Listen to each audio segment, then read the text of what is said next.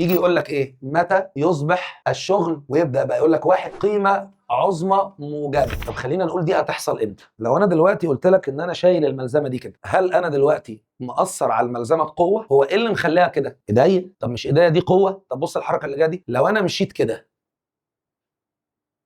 ازاحه الملزمه افقي، اذا اي حد هيشيل حاجه ويمشي بيها افقيه مش هيبذل شغل. طب انا عايز حالتين الشغل يطلع فيهم نص القيمه العظمى، لو الزاويه 60 او لو الزاويه 120، بس دي هنا يطلع موجب وهنا يطلع.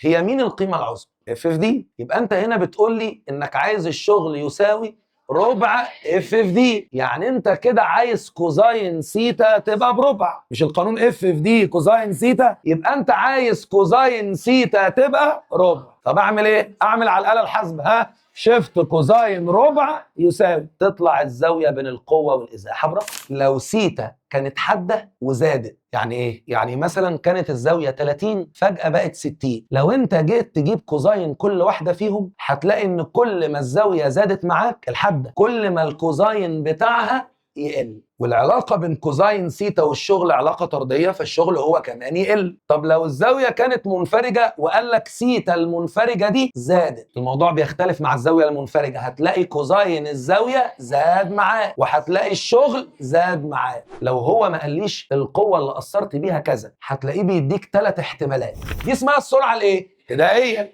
ودي اسمها السرعه النهائيه. هنا بقى ساعتها لو انت عايز تجيب العجله، القانون من الترم الاول وتبقى خلصت، العجله هتبقى معاك والكتله معاك، فالقوه اللي ناقصاك انت جبتها. طب لما انا يبقى عندي قوتين عكس بعض وعايز اجيب محصلتهم، اجمع ولا اطرح؟ بنطرح الكبير ناقص الصغير؟ لا، بطرح المؤثره ناقص الاحتكاك، اللي مع الحركه ناقص اللي عكس الحركه، اجباري عليا. محصله كام؟ في شغل هنا؟ لا، ممكن يبقى في شغل.